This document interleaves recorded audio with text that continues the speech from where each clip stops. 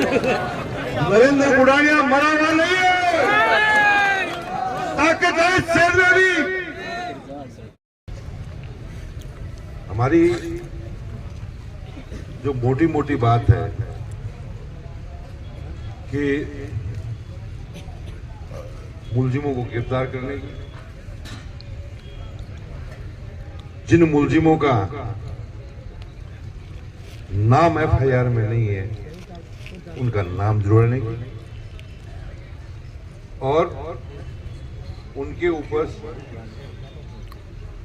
उनके खिलाफ जो बयान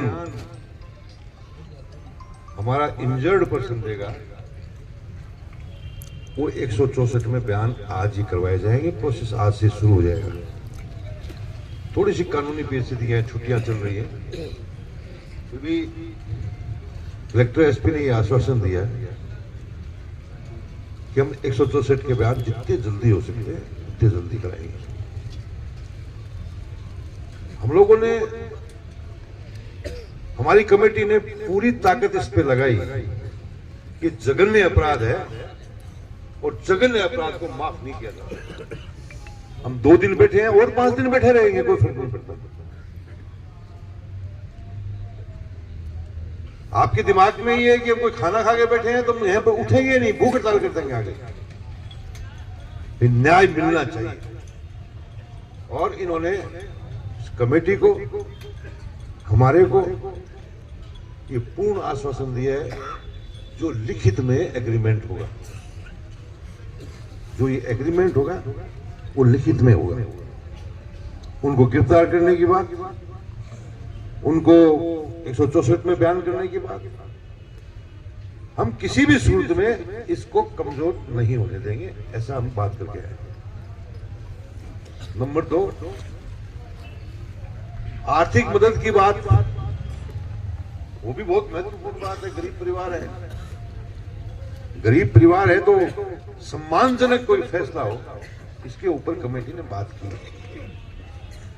और अंतिम जो बात हुई है उनकी तरफ से, और ये सारी वहां कह के नहीं है, हम कुछ भी किसी आदमी को, ये साथी को कोई दिमाग में नहीं रहना चाहिए कि हम वहां से मुंह से कुछ कह गए हैं। हम ये बोल के आए हैं कि हम हमारे आदमियों के बीच में जाके कमेटी बात करेगी और फिर दोबारा आएगी आपके पास। साथियों, कितना कहां से शुरू हुआ और अंत जाकर के जो सारे हो सकता था कि 35 लाख रुपए जो है वो आर्थिक सहायता वो प्रदान की जाए। 35 लाख कम से कम।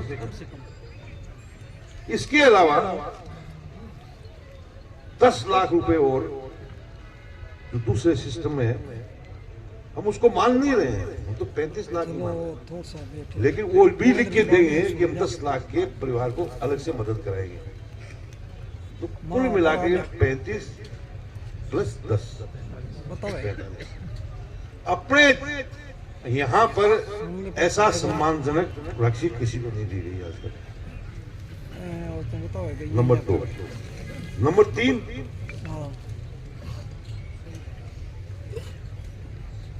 उसके परिवार के एक सदस्य को नौकरी दी जाए। तो ये आश्वासन कलेक्टर ने दे दिया, लिख के देगा कि 1 महीने के अंदर अंदर हम इसको संविदा पे नौकरी लगा देंगे। जो उसका परिवार में जो भी नाम देंगे, भाई, शायद भाई का नाम आया। उसके बाद 2 चीजें होती, अस्पताल में क्या हुआ और पुलिस प्रशासन की लापरवाही क्या रही, इन दोनों पे चर्चा हुई। जो इंक्वायरी बैठेगी और उसमें वो मान रहे हैं कि ये गलतियां हैं, कलेक्टर मान रहे हैं, ऐसे मान रहे हैं गलतियां होंगी, उसकी जांच होगी, उनको दंड मिलेगा। इन मुद्दों पे बात हुई है। हमने कहीं कोई बात करने में कमी छोड़ी नहीं है, मैंने कभी छोड़ी नहीं है और सब लोगों ने एक साथ मिलकर के एक बात पे चले। अब सवाल ये है कि अब फैसला आपका। हम जनप्रतिनिधि जो आप कहोगे वो करने के लिए तैयार हैं। हम पूरी तरह से ये तैयार हैं कि चाहे 1 दिन लगे चाहे 5 दिन लगे, और राउंड अप हो जाएगा अभी ये तरीका राउंड अप हो जाएगा। चारों को पकड़ा है ना, वैसे उन दोनों को पकड़ा। ये सारी बातें लिखित में हुई हैं, लिखित में होंगी। आप यदि इजाजत दोगे इस कमेटी को, आप कहोगे तभी पोस्टमार्टम शुरू होगा और लिखित में दस्तखत किए जाएंगे। अब आपके ऊपर निर्भर है। एक जो भाई घायल है उसके लिए क्या है, उसके लिए भी कोई लिखित बात? 30+5 इसमें दोनों शामिल हैं। 30+5 एक को नौकरी। हमने हमारी तरफ से सम्मानजनक बात करके ये फैसला हम दस्तखत करें या नहीं करें, ये आप पर निर्भर है। आपकी बिना इजाजत के, बिना आपकी इजाजत के, बिना आपकी अनुमति के कमेटी का कोई सदस्य और कोई भी जनप्रतिनिधि वहां जाकर के दस्तखत करें। और परिवार के सदस्य हमारे साथ थे।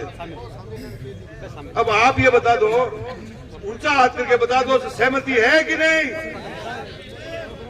सहमति है कमेटी को? पोस्टमार्टम करवा दे शुरू।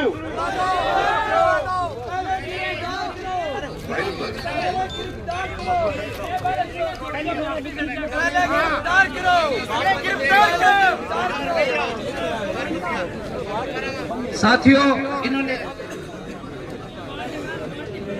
अभी ये इसी कड़ी में मैं वक्ता के, लेकिन एक जो बुढ़ानी जी ने बात रखी है, उस बात के लिए मैं बुढ़ानी जी से विनम्र आग्रह है कि वो ये जो कमेटी बनी है, वो कमेटी इस बात की श्योरिटी करेगी और वार्तालाप करेगी कि महीने भर में जितनी भी बात हुई है वो ही तय करेगी, वार्तालाप करेगी। तो फिर ये पब्लिक बार बार में इकट्ठा नहीं करते हुए जिम्मेवारी इन्हीं की होगी, कमेटी की।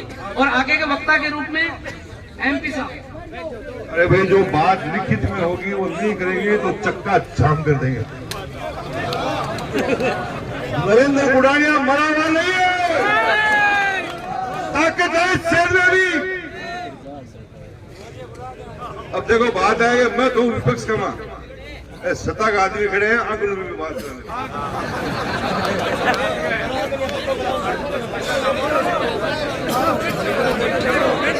बैठ